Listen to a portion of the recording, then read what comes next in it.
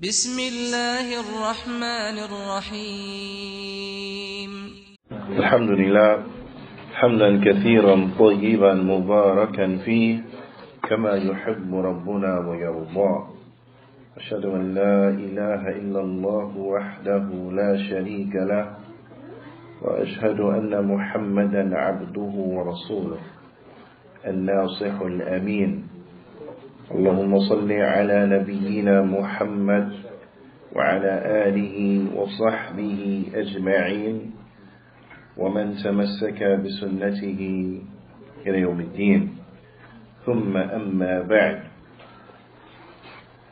يا أهلا وسهلا. May Allah subhanahu wa ta'ala reward the brothers who are behind putting this conference together. May Allah subhanahu wa ta'ala reward all of those who are participating inside of this weekend's conference.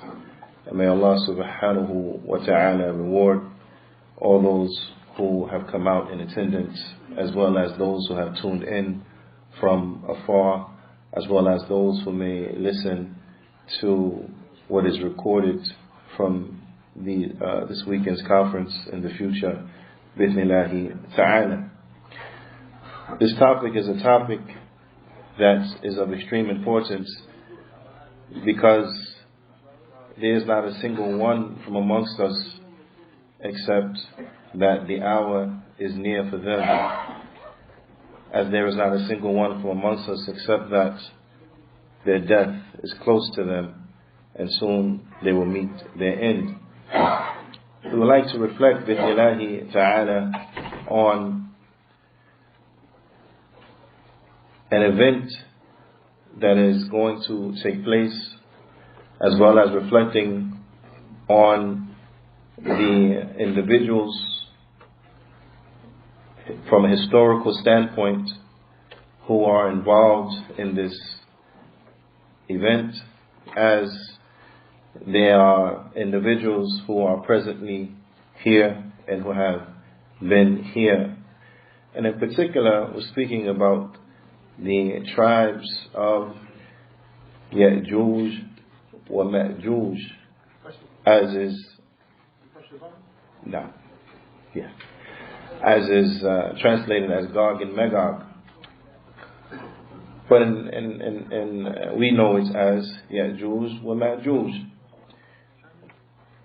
There comes a hadith from the Prophet sallallahu alayhi wa sallam فيما رواه الإمام مسلم في الصحيح عن زينب بن جحش أن النبي صلى الله عليه وسلم استيقظ من نومه وهو يقول لا إله إلا الله ويل للعرب من شر قد اقترب.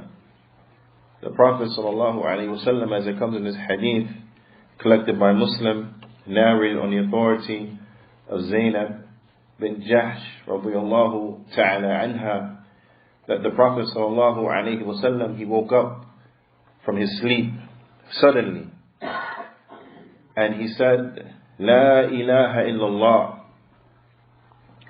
woe to the Arab from an evil that has gotten closer, from an evil that has drawn near. فتح اليوم من ردم يأجوج ومأجوج مثل هذه وعقد سفيان بيده 10. That the barrier of Ya'juj and Ma'juj, it has opened up the like of this. And Sufyan, he gave an indication with his finger, so as to show the amount, or a representation of the amount in which it has opened. Qultu, our Zainab radiallahu ta'ala anha, she asked, Ya Rasulullah, O Messenger of Allah, أنهلك وَفِينَا صَالِحُونَ. Will we all be destroyed, even though there are amongst us those who are righteous? Will we all be destroyed, even though there are amongst us those who are righteous? فقال صلى الله عليه وسلم نعم إذا كثر الخبث. The Prophet صلى الله عليه وسلم, he said, yes, if the evil, if the filth becomes widespread, if the evil becomes widespread, if the filth becomes widespread, then na'am, all will be destroyed. Na'am. There are tremendous benefits that come in this hadith. Tremendous benefits that come in this hadith. And there is a wisdom why Imam Muslim, rahimahullah ta'ala, he brought this hadith inside of this chapter, Babun اقتراب الفتن والفتح الردم يأجوج ومأجوج. The chapter of the drawing near of the trials and tribulations, the drawing near of the fitan, the drawing near of the last day, and how the barrier of Ya'juj wa Ma'juj has been opened up, and how it has been opened. Now, from the benefits and why he brought this hadith is to show that the likes of these fitan, the likes of these trials and these tribulations, they are not trials and tribulations that are specific to a certain portion of the population due to the exclusion of others. But rather, this is a fitan that will engulf everyone. No one is safe from it. This is a trial and tribulation that will engulf everyone. And likewise are these fitan that are linked to the last day, is that they will engulf everyone. Those who are righteous, those who are not righteous, those who are pious, those who are impious. It will engulf everyone. No one will be safe from it. But it is a fitna that will touch all of humanity. Naam. So within that, there is a extreme benefit for us, the believers, as the reminder benefits the believers, as this gives us an opportunity to prepare and to know what to prepare for, because those who will be alive during these times, then they will be touched by something from the fitna. And it would allow us to readjust our priorities so that we focus in on preparing ourselves to be able to hold on bi'idhnillahi ta'ala to our deen when the likes of these things happen to all of mankind. And also to rear our families upon that which will enable them bi'idhnillahi ta'ala to hold on to their deen when they will be approached or touched with the likes of these things. Ala kulli hal, there are many benefits that we can take from this particular narration.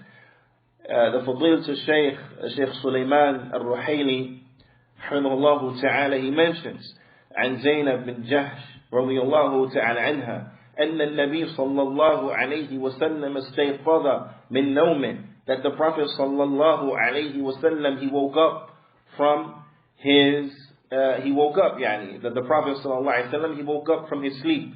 He woke up, he got up from his sleep. استيقظ فزعا خائفا من حول هذا الأمر, that he woke up in a hurry, and he woke up and he was scared. He woke up and he was scared because of this particular affair. And what was the go-to of the Prophet sallallahu alaihi wasallam, for lack of a better term? What was the first thing that the Prophet sallallahu alaihi wasallam, he said when he got up? But La ilaha illallah. He said, La ilaha illallah. Ya ibadallah. I want you to contemplate on this.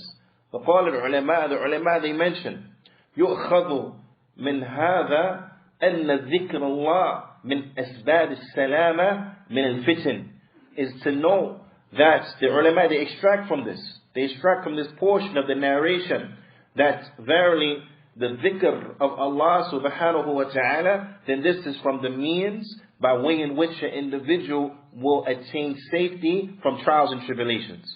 So from the ways of dealing with trials and tribulations is by the dhikr of Allah, is by making dhikr of Allah subhanahu wa ta'ala. So this is why the Prophet ﷺ, when he arose from his sleep, he said, La ilaha illallah. So ibadallah, if we want to benefit and if we want safety from the trials and the tribulations, then we have to be consistent upon the dhikr of Allah subhanahu wa ta'ala. Now, because I don't want this just to be something that you listen to passively, but rather I want you to challenge yourself, and I want you to question yourself, and I want you to interrogate yourself, and I want you to ask yourself, as relates to the adhkar, as relates to the supplications, as taught by the Prophet sallallahu alaihi wasallam inside of the Sunnah, how well versed are you? How well versed are you as relates to the adhkar? How many of the adhkar of the Prophet sallallahu alaihi wasallam have you memorized? How many of these ahadith have you committed to memory? How many of these adhkar are you utilizing in your day-to-day life? How many of these adhkar have you encouraged your family to memorize? How many of these adhkar are you vigilant that they are implementing them in their day-to-day life? Because from those things that will help the individual escape and gain safety, bi'idhnillahi ta'ala, from these trials and these tribulations that will touch everyone, is the adhkar, is the supplication, the dhikr, the remembrance of Allah subhanahu wa ta'ala. And this is one of the benefits that we get from this particular narration. نعم فمن أسباب السلامة من الفتن أن يداوم الإنسان على ذكر الله. So from the means and the ways in which an individual they will gain safety from the trials and the tribulations, from the calamities, then it is by being consistent upon remembrance of Allah subhanahu wa ta'ala. Now, again, I want us to concentrate and to pay very close attention to this, and to not just listen to these things as just words that come across our ears, not just fill our moments for the duration of this lecture with just words that we're hearing, but I want us to implement, and I want us to strive to implement, bi'idhnillahi ta'ala. Those who are upon khair, then bi'idhnillahi ta'ala, beg Allah to increase you upon it, and thank Allah for guiding you to it. For those who have yet to be upon that khair, then ask Allah subhanahu wa ta'ala to aid you and to give you success in being upon it. But it is incumbent that we increase in the remembrance of Allah subhanahu wa ta'ala, because this is from the guidance of the Prophet sallallahu alaihi wasallam, that the Muslim is one who is steadfast upon dhikr. Steadfast upon dhikr. And I want you to reflect on this now. And I want you to reflect on our enemy, the shaitan. Because the shaitan, remember, the shaitan, he's very well versed at tricking us. He's very well versed at destroying us. He's very well versed at getting over on us. Now I want you to reflect. When trials and tribulations happen, for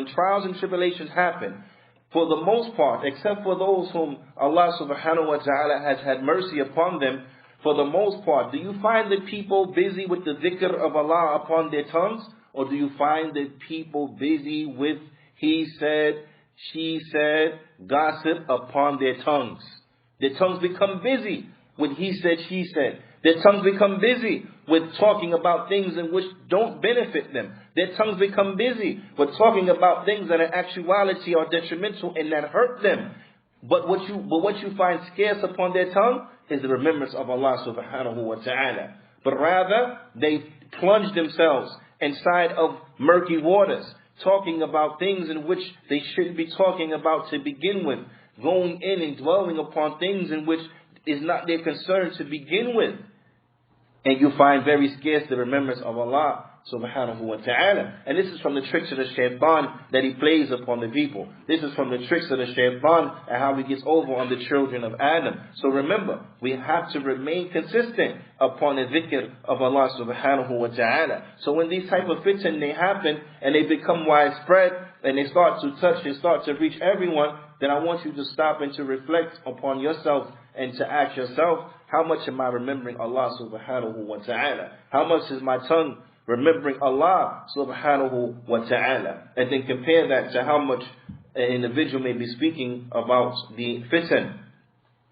على كل حال, this trial and tribulation of the opening of the barrier of Ya'juj wa Ma'juj is tremendous. And we also benefit from this what?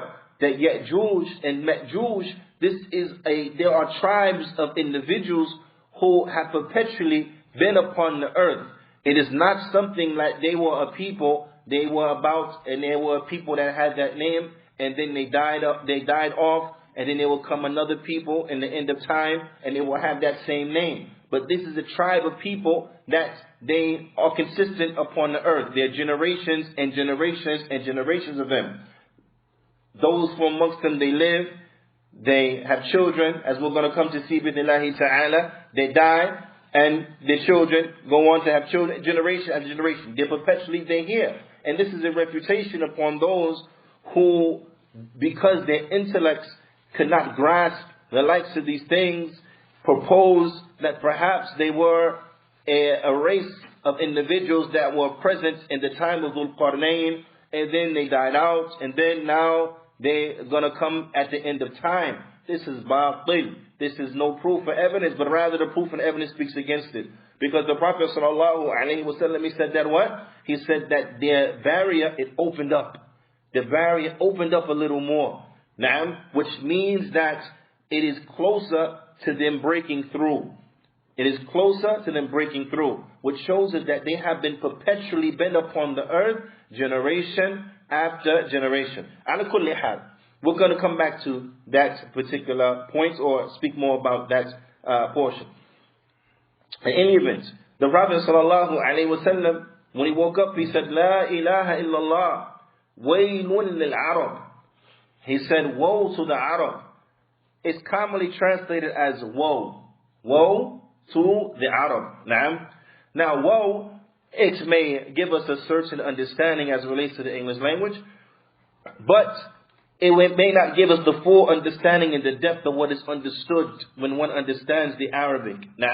Which is another encouragement and illustration for myself and for those who my voice reaches them, that we have to learn Arabic. We have to learn Arabic because we're going to miss out on a lot. Although we benefit from woe, we benefit from that, but perhaps not as much, definitely not as much if we understood the Arabic. Because, as Shaykh Sulaiman explains, وَيْلٌ هُنَا مَقْصُودٌ بِهِ حُلُولِ الشَّرِّ. Because what is meant by wail here, what is translated as woe, what is meant by that here is that the actualization of evil, that evil will reach. The evil, it will reach. Also, wail, in the origin, wail, يعني في الأصل المعنى قيل واد في جهنم. Also, wail, it is said that in the origin of its meaning is that it is the name of a valley in the hellfire. It is the name of the valley in the hellfire, or of a valley in the hellfire. وقيل, and it also has been said, واد من صديد أهل جهنم, that it is a valley that is filled with the pus and the body fluids and leakage from the people of the hellfire. وقيل, and it's been said that wail, it means huwa al-adab. It means a punishment. It means a punishment. So when we look at it, we see that there are many aspects to this particular word, wail. And when we see these aspects of this word, we realize this is a strong word. It's not a light word. It's a very strong word. Why? Because what is attached to it is a very serious occurrence. And that is Ya'juj or Ma'juj breaking through their barrier. So the Prophet ﷺ, he said, waylun lil Arab, that wail. And as mentioned, what is intended by wail here is hulul al-sharr. It means that evil will take place, evil will reach. So the Prophet ﷺ, he said, waylun lil Arab, woe to the Arab, or wail to the Arab. وهل العرب هم المختصون بفتنة يأجوج ومأجوج? This is a question. The fitna of Ya'juj wa Ma'juj, is this something that is particular to the Arab? It would just touch the Arab and the Arab only? No, but it'll touch who? Everyone. So what do we understand by the Prophet sallallahu alaihi wasallam specifying the Arab here with mention? The ulama, they explain that there are two reasons that the Arab, they were specified with mention here. The first one, أنهم كانوا معظم من أسلم في ذلك أو إذ ذلك. That they were the most of the people who accepted Islam at that time. That the majority of the Muslims at that time, they were Arab. At the time in which the Prophet sallallahu alaihi wasallam, he woke up suddenly and he said this. نعم أنهم كانوا معظم من أسلم إذ ذاك والنبي صلى الله عليه وسلم يهتم للأمر المسلمين. And the Prophet sallallahu alaihi wasallam, he used to give great concern to the affairs of the Muslims. So it was appropriate to mention the Arab because they were the majority of the Muslims at that time. And this is one takeaway that we get from this particular specification and them being mentioned. And also the second thing, as Shaykh Sulaiman, he explained, للإنذار لأن الفتن إذا وقعت كان الهلاك الأسرع في العرب. Because it was a warning. Because the fitna, the trials and the tribulations, the calamities, when they happen, the Arab are the fastest to be destroyed. The Arab are the fastest to be destroyed. وقال العلماء هذا يؤخذ من الفتن كلها. And the ulama, they said that this is as relates to all of the fitan, all of the trials and tribulations. أن الهلاك في العرب في الفتن أسرع من غيرهم. That the Arab being destroyed inside of the calamities, then it is faster than other than them. That it is faster than other than them. And this is why they were specified with regards to this particular affair, due to the probability and due to the chance of, or not chance, but due to the likelihood of them being greatly and tremendously adversely affected by this particular fitna. So the Prophet sallallahu alaihi wasallam, he said, وَيْنٌ لِلْعَرَبْ مِنْ شَرِّ قَدْ اقْتَرَبَ. That woe to the Arab from an evil that has drawn near. From an evil that has drawn near. أي أن قرب ذلك الشر في غاية القرب. That this evil has drawn near to the epitome of what it is to draw near. That this has become extremely close to happening. This has become extremely close. Now I want you to reflect that how long ago was it that the Prophet sallallahu alaihi wasallam, he said this? Now, and where are we at right now? So it is, this fitna, it is very close. It is very near. And the question has to become, are we prepared to deal with what will take place and the occurrences that will take place when these things happen? Are we ready for the likes of this? Are we ready? Is our iman ready? Because this is what it's about. It's about getting ready. You're warned that something is close because it gives you an opportunity to properly prepare for it. Now, right? It gives you an opportunity to prepare for it. Now, so it doesn't catch you off guard. So it doesn't catch you and you're unprepared. It gives you an opportunity. So what we benefit from this is to know that it's getting close. And that gives us the opportunity to prepare for it, to get ourselves ready for it. Now, because this radam of Ya'juj and Ma'juj huwa as-sadd alladhi banahu Dhul Qarnayn. Then it is that barrier that Dhul Qarnayn he built. Now, and the story comes inside the Qur'an and is well known. It is that barrier that Dhul Qarnayn he built it. Now, and he trapped them behind that barrier. وَيَأْجُوجُ وَمَأْجُوجُ مِنَ الْبَشَرِ. And Ya'juj وَمَأْجُوج, they are from human beings. They are from human beings. مِنْ ذُرِّيَّةِ الْآدَمِ وَالْحَوَّاءِ. They are from the offspring of Adam and Hawa. نعم. وَلَيْسَ صَحِيحًا أَنَّهُمْ مِنْ ذُرِّيَّةِ آدَمِ فَقَطْ. And it is not correct to say that they are from the offspring of Adam only. But they are from the offspring of Adam only. Because there's a statement that says that. But bi'idhnillahi ta'ala, we will deal with that insha'Allah tomorrow in tomorrow's class. But what is correct? That they are from the offspring of both Adam and Hawa alayhimus salatu wassalam. that they are from both of their offspring. Naam. So Ya'juj wa Ma'juj, they are human beings. Naam, they are human beings, and this is clear. They're not some type of subhuman type of thing. They're not some human-like type of being, but they are human beings. They are from human beings. Naam, they are from the children of Adam alayhi salatu wassalam. And that's important for us to know what is our aqidah, so no one can come and play games with us. Naam, as you have foolish individuals who they come and they try to propose that Ya'juj and Ma'juj, they are human-like, that they perhaps are some type of fictitious character from horror movies and so on and so forth, but not exactly human, but kind of human. No, they're human beings. They're human beings. Naam. Ala kulli hal. The opening, it was opened to a certain extent at this time, little more than was open from before. وقال الحافظ ابن حجر قد جاء في الخبر مرفوع أن اليأجوج ومأجوج يحفرون سد كل يوم, that Ya'juj and Ma'juj, they dig at the wall every day.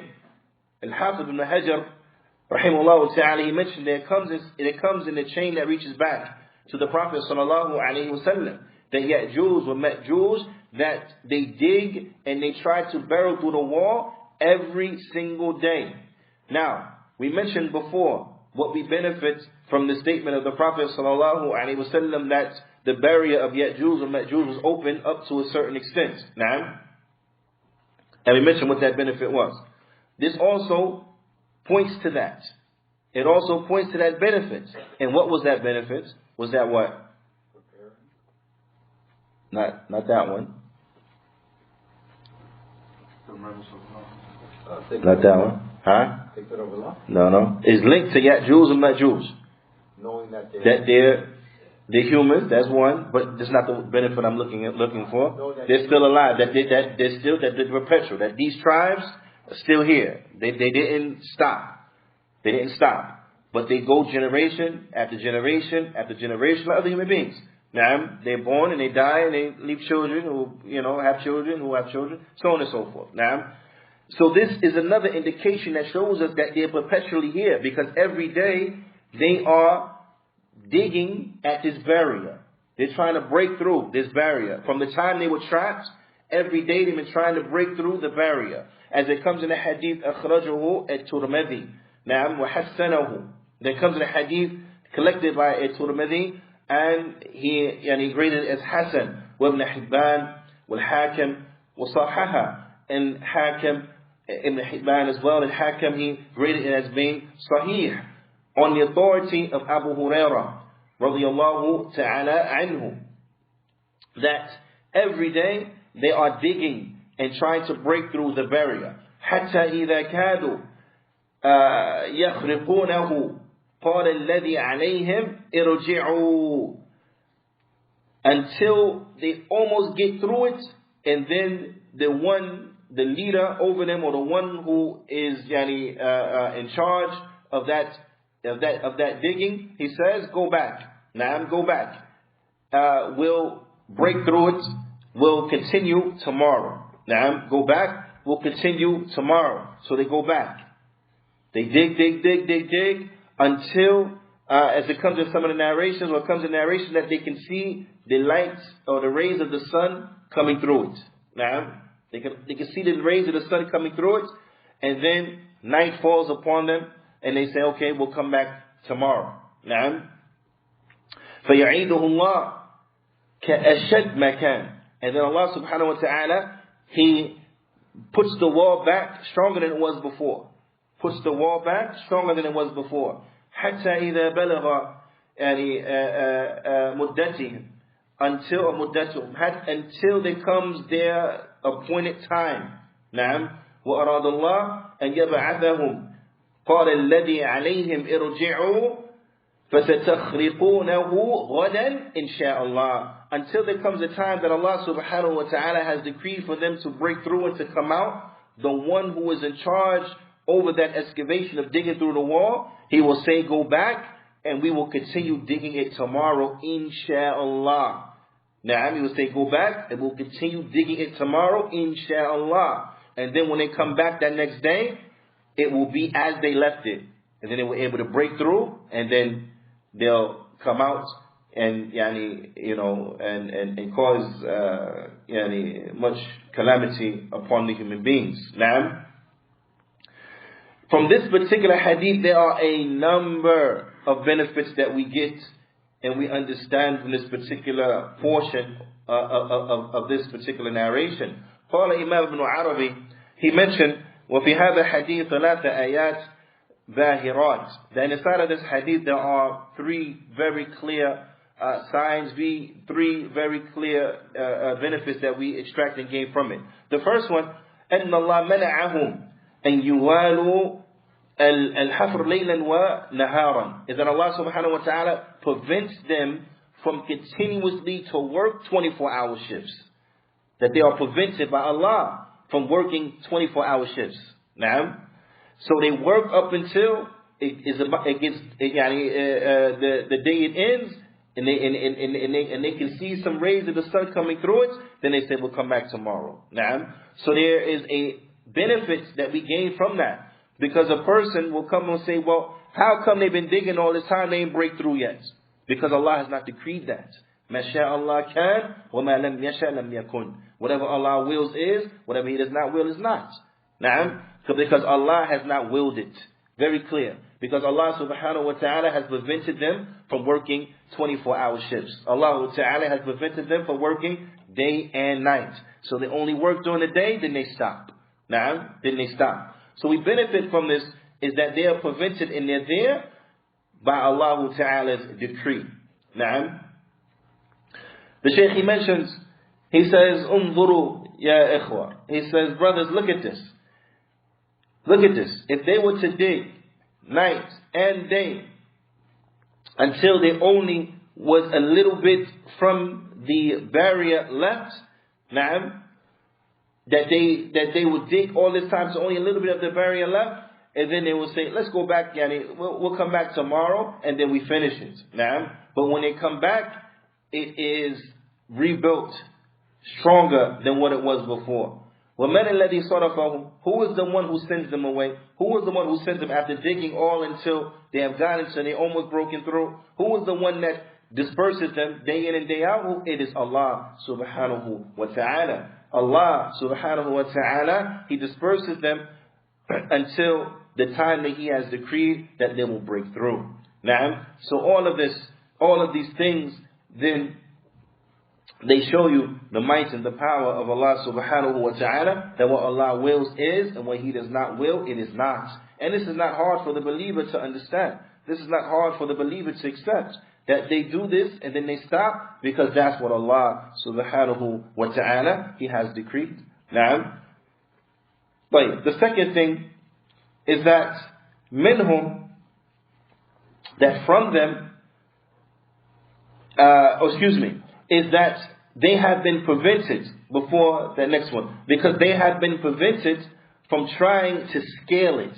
Now, they have been prevented from trying to go over the wall. They don't have the ability, and they have been prevented from trying to scale it. So because they've been prevented from trying to scale it, then their only resort is to try to break through it. Now, that makes sense? But thirdly, what we understand from this is that their being prevented from breaking through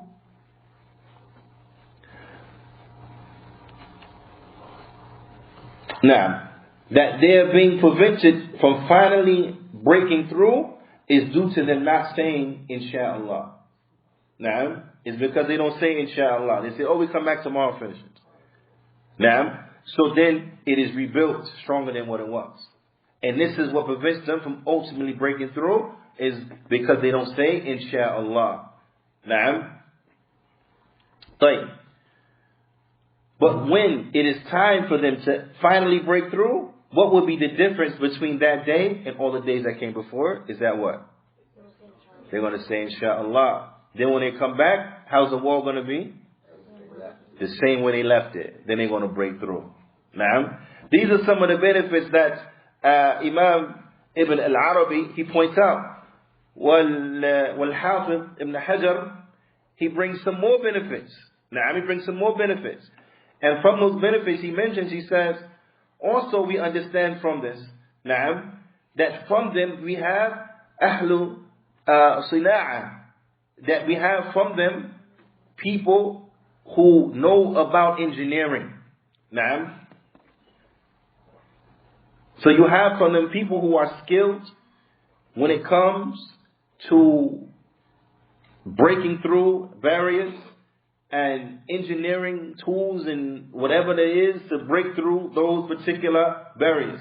So you have from them people of industry. You have from them people who are involved in manufacturing, because they have tools in which they're chiseling at these walls through. And we'll come to see bi'idhnillahi ta'ala that they have many types of weapons as well. That they have their ironsmith and whoever that are making and forging these weapons for them. Now, so they have some level of technology, they have some level of engineering know-how, and so on and so forth. This is also what is benefited from this particular narration. Also, what is benefited from this narration is that they have order. They are not a society that is built upon anarchy. But you have from amongst them those who are leaders, and those who are rulers, and those who are their subordinates. And we benefit that from the fact that the one who is over that digging project tells them, okay, stop, we'll come back tomorrow. Which shows they have a hierarchy, which shows they have rulers and so on and so forth, and they have others who are subordinate to those rulers, which is another benefit, which shows that they are a structured society, right? They are a structured society. They are not a society, and all of this is a clear refutation upon those individuals who would like to describe them as being zombies, these fictitious creatures, who from their characteristics is that they don't think, they don't have higher brain function, right? This is sci-fi. This is sci-fi. But individuals being so sick and not able to accept the revelation will prefer a sci-fi explanation as relates to these children of Adam, Ya'juj wa Ma'juj. Now when one reflects upon that, they will see how the shaitan has completely destroyed the intellect of this individual who deems himself to be so intellectual, namely Yas al-Qadi, who will prefer and find it more probable that they are a race of zombies than as what Allah subhanahu wa ta'ala and the Prophet sallallahu alaihi wasallam had described them as being. Do you understand? Because when we look at these texts, these are some of the things that are drawn away from it. That they have to be people of engineering, they have to be people of manufacturing, they have to be people who have some type of hierarchy, they have to be people who have others who are under those who are being ruled, and so on and so forth. They have the rulers and those who are ruled, so on and so forth. All of this points to what? To organization. It points to a higher brain function, right? And this is what is plausible to the sound intellect. This is what is plausible to the sound intellect. Now, for an individual to say that it's more probable that a fictitious creature is what is described by Ya'juj and Ma'juj, and that's more probable to who? Someone who has a deficiency in their intellect. Has a deficiency in their intellect. Now, it makes absolutely no sense. Absolutely no sense. So we're going to take the text and throw that away and accept the narrative of Hollywood. That makes more sense. SubhanAllah. Not someone who has sense.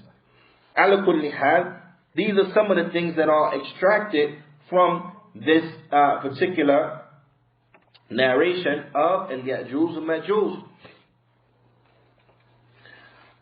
Also, now, it just came to my mind because you mentioned earlier how they live generation after generation. right. So do they live like the way we live? Like, you know, they work, you know, of course they have offspring. But my question, do they have like society, how we have society, how we live and stuff like that, work and stuff? They say believers and disbelievers amongst them. As relates to this, and we'll come more in depth in detail, but Allahu A'la wa A'lam, because we have not been informed of the likes of this. However, there are from amongst them, as is clear from the text, those who know Allah subhanahu wa ta'ala. The ulama, they explain that it is either because there are the probabilities that those who they know Allah subhanahu wa ta'ala, and that's why at the end of times when they finally break out, they will say, we'll come back inshaAllah. Or it will be because Allah subhanahu wa ta'ala inspired them to say that at that time, so that what He intends to happen happens. Naam, that what He intends to happen happens. But as far as them living, having children, so on and so forth, then they are like us in that regard, that they live and they have children and, so on and so forth. Naam. That makes sense? No. Has there been disclosed a description of the wall and its location? The description of the wall comes inside of the Qur'an. Now, the description of the wall, as far as the location of it, it is something that is hidden. It is something that is hidden from human beings. Now, and is hidden from human beings for a wisdom that Allah subhanahu wa ta'ala, He has hid the knowledge of this wall from the human beings. Just like He has hid the actual location of these tribes from the human beings. They're hidden from us. They're here on earth. Now, they're not like on another planet. No, they're here, right here on earth. But where Allah Ta'ala, He has hidden them from us. Now, for a great wisdom. Because when it's time for them to come out, it's time for them to come out. And it's not meant that they will be interacted with prior to that. Now, it's not meant that they'll be interacted with prior to that. And anyone who knows the reality of them, anyone who knows that which they have been described of in the text, these are two tribes you don't want to find anyway. You understand? These are two tribes you don't want to find anyway. But in any event, let me give you an example to show, because some people, they'll say, oh, well, how we map, we got GPS, we map the earth, we got satellites, we see this, we see that. Subhanallah. Human beings in their arrogance, even with all of these leaps of technologies and so on and so forth, technological advances and so on and so forth, are still extremely limited. Now, they're still extremely limited. Just in the rainforest alone, they're finding new creatures all the time. Stuff that they didn't see before. Now, new types of frogs, new types of this, new types of that, new types of lizards, they've never seen it before, something different, so on and so forth. Because there's much that we don't know about on the earth. There's many parts of the rainforest that are unexplored. There are tribes within the rainforest that they do happen to stumble upon and find them, of which no one knew they were there from before.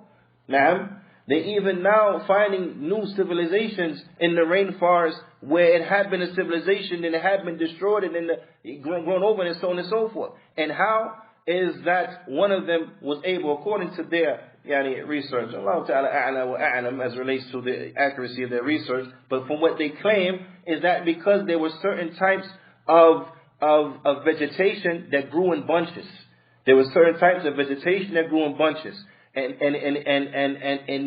it was extremely organized, meaning that there were certain types of vegetation that benefit other types of vegetations, and certain types of vegetation that had to be kept apart because they were ultimately very dangerous for one another, so on and so forth. And they were able to find that there are certain types of plants that are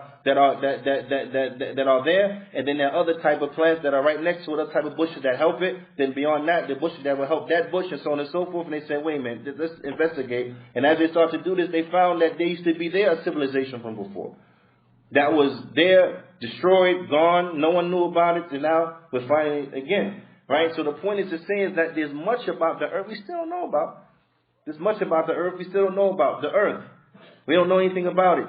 So is it that unfathomable to say that there are a group, or there are a tremendously large number of tribes of individuals, or two tribes of individuals that are there on the earth that we haven't found them. That's not a problem at all. Just from the standpoint of the limitations of our knowledge, that's not improbable because of our limitations. Now, when you add the reality to it that Allah subhanahu wa ta'ala ala kulli shay'in qadir, that Allah ta'ala has ability to do all things, then is it no, that's very probable. Of course. If Allah ta'ala decreed that there be a massive group of individuals upon the earth and that they will have no contact with us until it is time for them to break out and to cause havoc, then that's what it's going to be, and that's very clear. That's easy.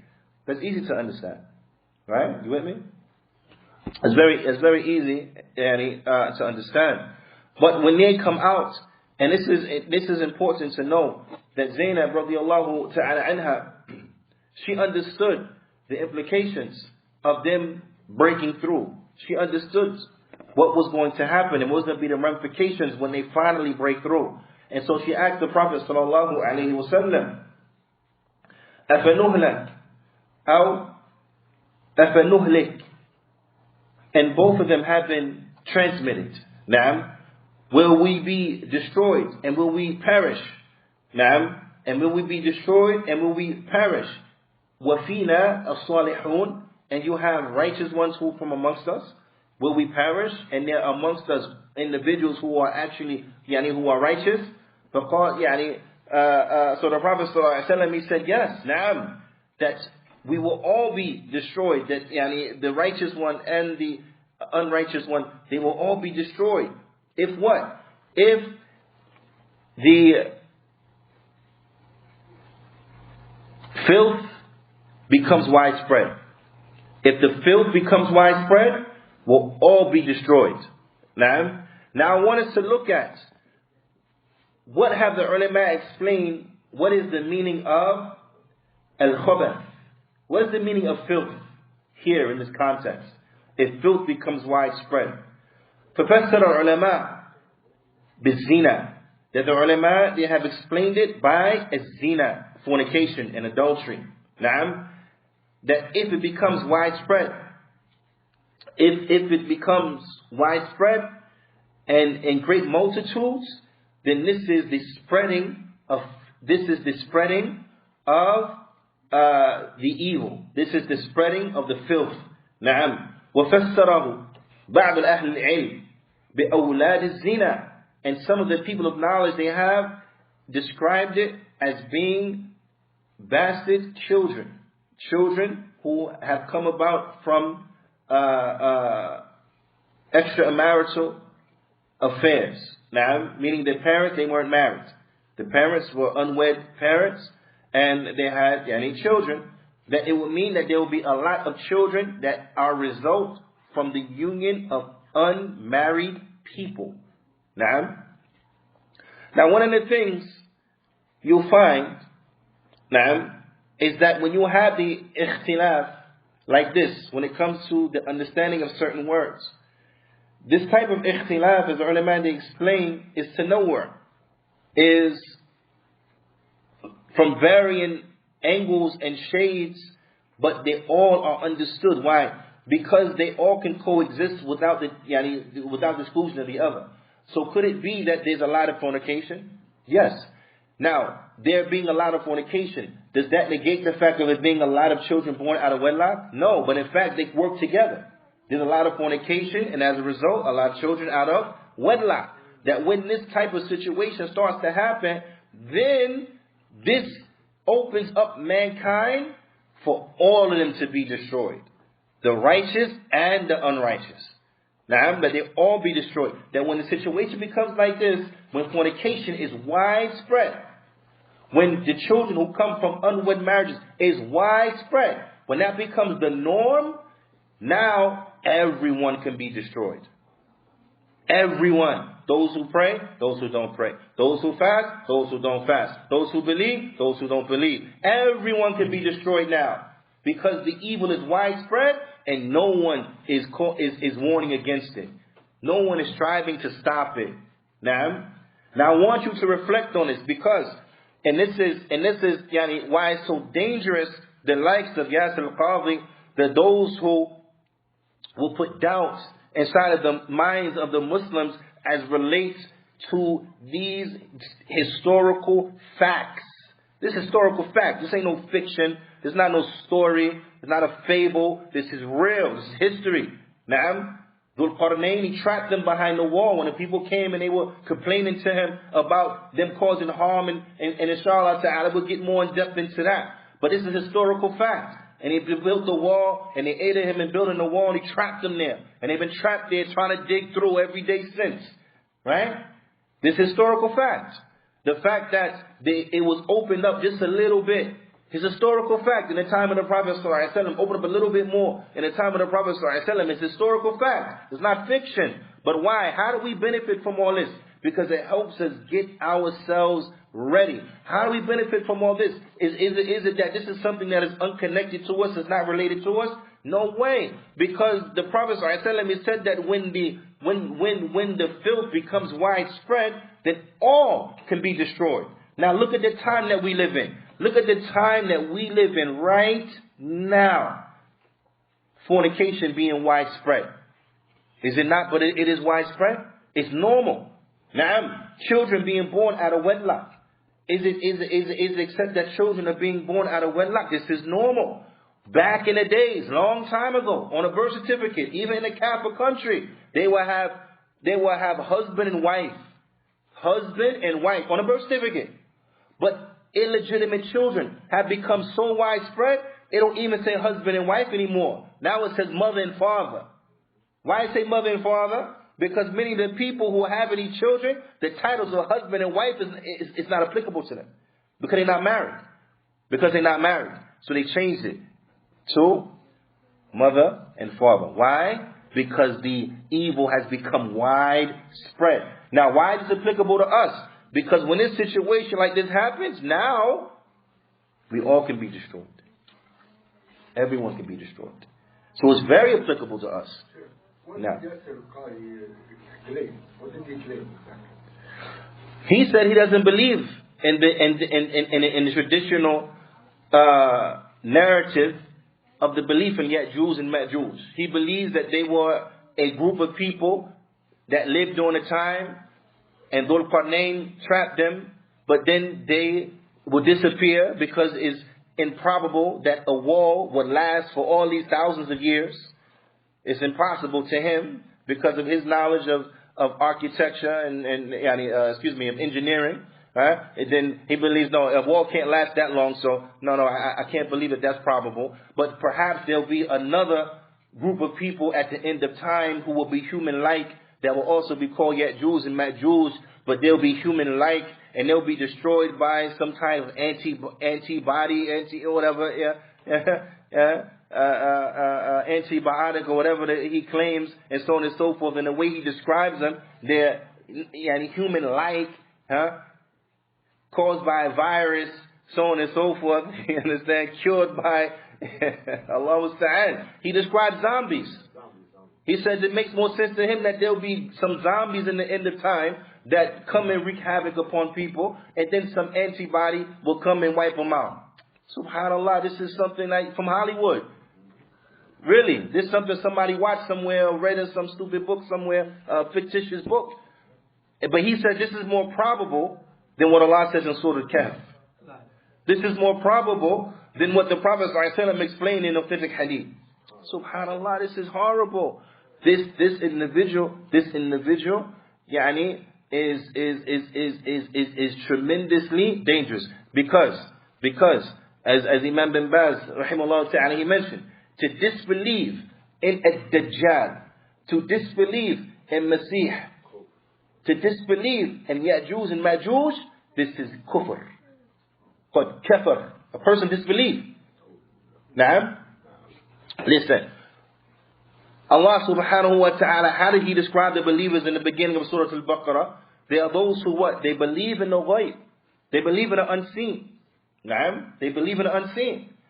When you reflect upon this, the belief in the unseen, just that alone, that portion of the ayah alone is the proof and the evidence for the belief in the Arkanul Iman.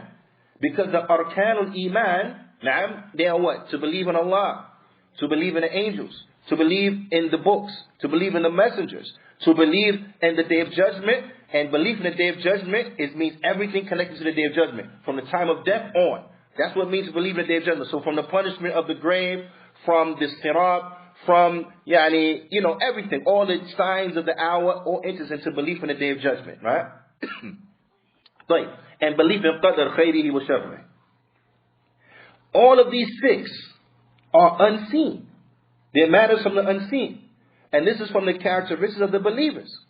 So to negate this is to fundamentally challenge, to fundamentally attack the belief of a Muslim in the unseen. Now everything has to be quantified. Now it has to be quantified. How can a wall, my knowledge of engineering tells me a wall can't last that long. Your knowledge of engineering has to quantify the belief of the Qur'an. Where's your belief in the unseen? Where's your understanding that there's things that take place that are beyond your comprehension? I don't care where the human beings have reached in their knowledge of medicine. I don't care where the human beings have reached in their knowledge of reproductive science. I don't care where the human beings have reached in their knowledge of embryology, so on and so forth. None of that explains the creation of Adam, alayhi salatu wassalam. None of that. Because it's what? Because it shows us the power and the might of Allah subhanahu wa ta'ala. None of that explains how Isa alayhi salatu wassalam was created inside of his mother's belly with no father. Now, I'm really going to come and say, no, it had to be a father because our knowledge of embryology says what? Are you kidding me? Now we're going to weigh everything according to your scientific quote-unquote theories. And anyone who has studied the history of science and studied science throughout the past 100 years know that they said something at one time and then come back later and they swore it was true. Then they come back later and say, no, actually that was wrong and we didn't know what we was talking about then. SubhanAllah, this is the nature of their knowledge because it's built upon the efforts of human beings that are flawed, that come up short because our understanding is flawed. When it comes to knowledge, we have been given only but a little bit. Now, reflect on what Khidr told Musa alayhi salatu wassalam. When the bird took a little bit of water out of the ocean, he said the like of what it took is with the knowledge that we got, nothing. So that little bit of knowledge that now we can understand and break down everything. Do you see the arrogance of human beings? You see the arrogance of human beings and how destructive this is, and how this is what they want to promote to our children under the guise of trying to save their Islam. How are you trying to save the Islam when you're doing that which will destroy their Islam? You want to save the Islam by replacing it with that which ultimately destroys it? That makes no sense. It makes no sense. Does it? None. But this is why the likes of these individuals are so dangerous. This is why when it comes to the methodology of Ahlul Sunnati wal Jama'ah, it's for purpose. It's not just for just for no purpose, no reason. The reason why we take caution of who we take knowledge from is not just because we want to be cautious of who we take knowledge from. It's because we're dealing with something that is tremendously important, and that if you get it wrong, it's tremendously dangerous. So you have to be careful. That's like you having money. Do you put your money just with anybody? Do you give your money just to anybody to invest your money? No, because you don't want to lose your money. So you're very selective to make sure that this individual knows his business, to make sure this individual knows what he's going to do, to make sure that this individual, or at least has a good probability of growing your money. You're not going to give it to somebody you know is going to destroy your money, waste your money. You're not going to do that because you don't want to waste your money. Now, so therefore you will not put your money in the hands of any and everyone because you don't want to waste your money. Okay, so when it comes to our deen, then it's okay for us to put our deen in the hands of any and everyone. You're not scared about wasting your deen, but you're scared about wasting your money. You understand? The phone people got in their pocket, they love it, right? Something happened with your phone, you bring it to me, said, fix my phone. So I bring out a big mallet and start just hitting it and tapping it. So what you going to do? You say, stop, give me. Because evidently you don't know what you're doing. I don't want to break my phone. I don't want to jeopardize my phone. Let me take it to somebody who knows what they're doing. So you're selective. You don't bring your phone just to anybody and say, here, fix it. You don't bring your computer to anybody and say, here, fix it. You don't bring your car to the grocery man and say, here, fix it. No, the grocery man don't know about fixing your car. He know about showing you what produce is good and then that, but he don't know about fixing your car. So you won't give me your car because you don't want to waste your car. You won't give just anybody your computer because you want to break your computer. You won't just give anybody and say, hey, come fix my plumbing. Why? Because you don't want to ruin your plumbing. You go to anyone and say, hey, could you fix my electrical box? You could put a new transformer in for me. You do that? No way. Because you don't want to blow the house up or you don't want to burn it down because the wiring is wrong. Because you don't want to waste your house. You want to waste your whatever. Huh? But then when it comes to our deen, we just give it to anybody. Oh, he sounds good. He's a professor. Oh, he got this. Oh, he got a PhD. Okay. Subhanallah. Do you know how many individuals they got PhDs and they're functioning idiots? They're morons. Stupid as I don't know what. Look at all the physicists who disbelieve in Allah subhanahu wa ta'ala. What his PhD did for him? Huh? He's an idiot. He's stupid. He's a moron. You learn all that to disbelieve in Allah subhanahu wa ta'ala? Medical doctors disbelieve in Allah subhanahu wa ta'ala. You learn all about how the body works and so on and so forth. And then ayat yani science inside yourself. You learn about all these intricacies. Which any person with a mind will understand that this is by design. This isn't happening. I know this is by design of one who is all-knowing. But you learn all that stuff and then turn around and that translates into you don't believe in Allah subhanahu wa ta'ala. So what good is that PhD for that particular individual? He is an idiot. He is stupid. He is an educated dummy. So this because of the PhD and letters in front of someone's name, it means nothing. And this is why we're selective. This is why it's from the methodology of Ahlul Sunnah to be very selective of who you take your knowledge from. Because it's dangerous. Giving your knowledge to the likes of these individuals, giving your deen and putting in the hands of the likes of these individuals is tantamount of destroying yourself and destroying your deen. You let your children listen to these individuals? This is dangerous. Subhanallah, this is dangerous. Ala kulli hal. What brought us to this? What was he talking about? No, before that. Nah. Wait. When the fasad becomes a lot. Nah. When the fasad, it becomes a lot. Then everyone is under the threat of the punishment it reaching them.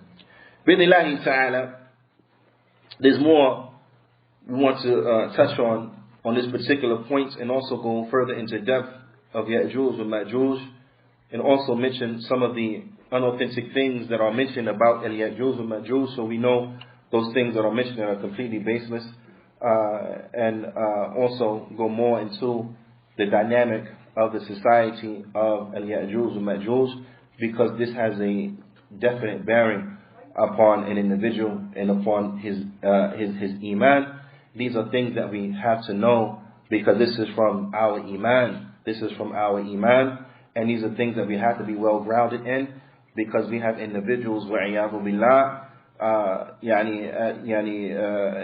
An example of the one who we was talking about, I ain't want to say his name no more, it's not even worth mentioning outside to say stay away from him, because they are attacking the fundamentals of our beliefs, and we will not tolerate the likes of that. But bi'idhnillahi ta'ala, we'll stop at this particular point and we'll pick up from this bi'idhnillahi ta'ala in the next class. فنكتفي بهذا القدر وصلى الله وسلم على نبينا محمد وعلى آله وصحبه أجمعين وجزاكم الله خيرا.